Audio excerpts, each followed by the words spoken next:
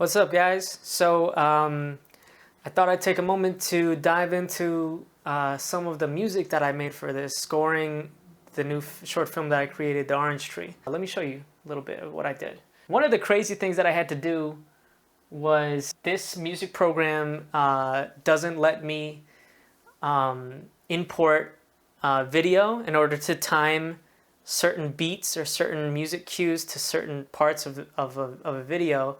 So the way that I had to do it to time things perfect to cuts or to, a change in the scene when it comes to a music score that I was making is that I had to note down the time signatures while I was playing the video, pause it, and write down the time signature from when that starts to where that section ends, then write that time signature. Like, for example, when it shows that the beat starts, it's synced with the door slam, but then it had to ramp up at a certain point when we're starting to kick things off in the night to day transition.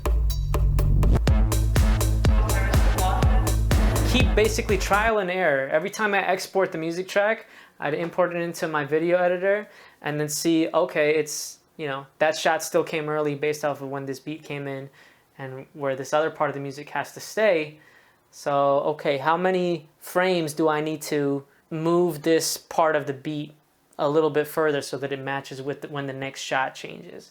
So it was a lot of back and forth. I'm just trying to show you like how complex this was, because this was like really surgical with this, you know what I'm saying? Training Day reference.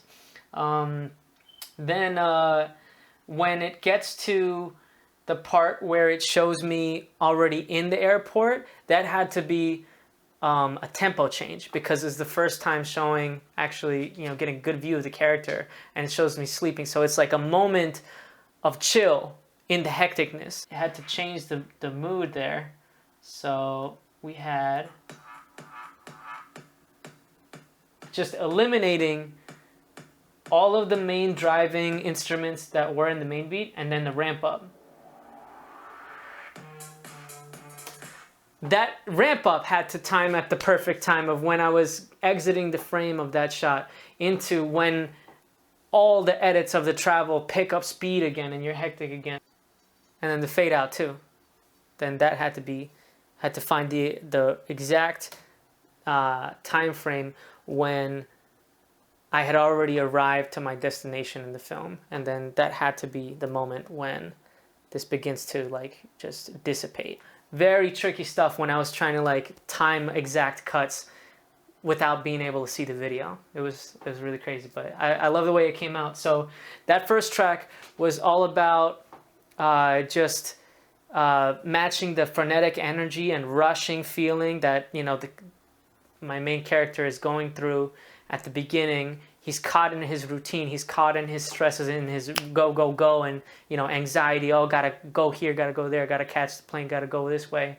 And so that was what the mood was supposed to be for this first track, to really kind of get that feeling across in his head and where he's at with his anxiety and his stress and like kind of rushing.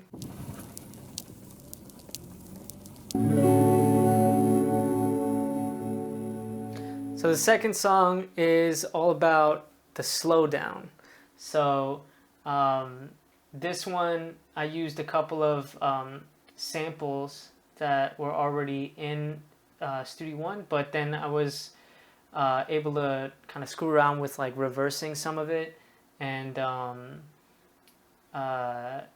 also like putting like a little crispiness to the start, because I wanted to feel like a new vibe was coming and energy.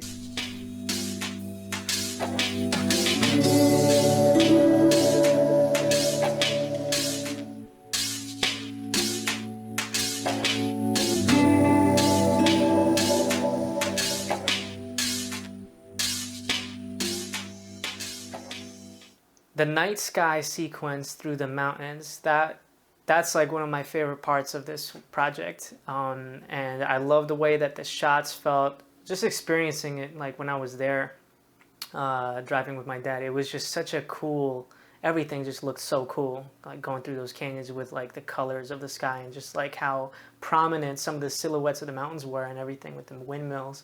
So I wanted it to feel like you're entering, in the same way that you turn the corner in order to enter the sequence of the highway. I want it to feel like you're entering like a kind of a new space of kind of zoning out and kind of like letting yourself kind of get lost in it for kind of like the sparkle of the night, kind of get lost in the stars of it, in the dreaminess of it.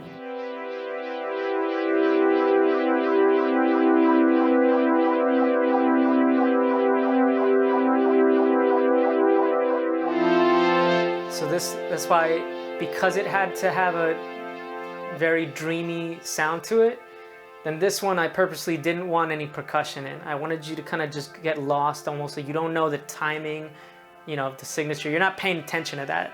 You're just kind of getting lost in the sky.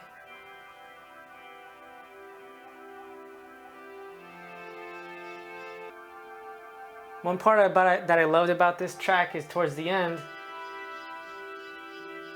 you get kind of like that distant, muffled piano key, dum, dum, dum, dum. Like it's just like the keys are getting lost in space. Then last but not least, we have probably my favorite track of the whole thing that I made, which is why I knew, you know, the feeling once I started making it, this has to be the end. This has to be used in the ending. I knew it had to have the emotional cue to kind of bring home like the hidden underlying theme in the whole thing, which is like that, you know, at first it was almost like a singular journey with most of the film, where my character's mindset is of just like wanting to just slow down from like his like normal like routine and being able to just be present. But where it comes back at the end is the whole thing was really about reconnecting with his father and about like changing his perspective, you know, through that connection reestablished of his roots, you know, just like the garden, just like the tree. So it had to have that emotional cue in it, that emotional build.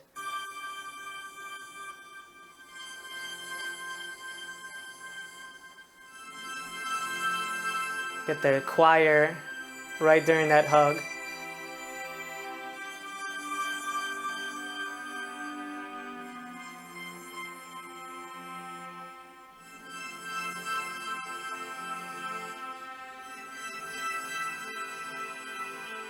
I love it.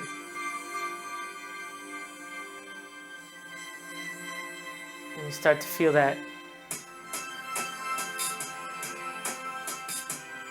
It's the moment of realization, the moment of true epiphany, where it feels like the momentum kicked back in.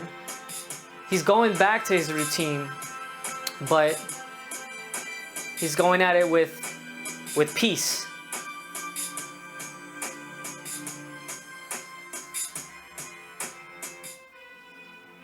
Anyways, thank you so much for checking out this little behind the scenes of some of the scoring process for the short film, The Orange Tree. Make sure you check it out if you haven't seen it yet. Thanks.